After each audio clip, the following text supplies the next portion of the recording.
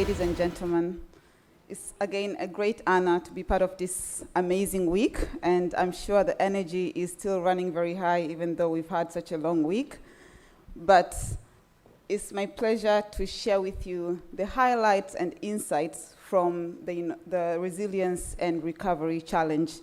These are the insights that we picked up from the applications of the startups, but also from the startups as we did the training, and later on from their journey during the mentorship and support program that we provided.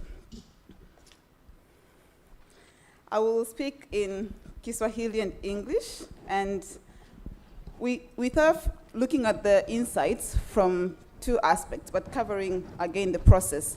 So we considered the ecosystem, but we also considered startups as entities. So the first thing that we really learned on the ecosystem and what can be taken as a good practice was the aspect of partnerships and collaborations.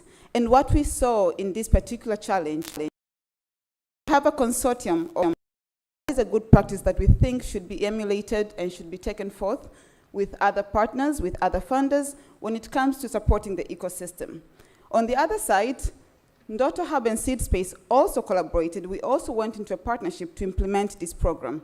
In that way, we see partnerships actually being proactive in the sense of doers, but we also see funders learning to work together and finding a common ground based on their common objectives.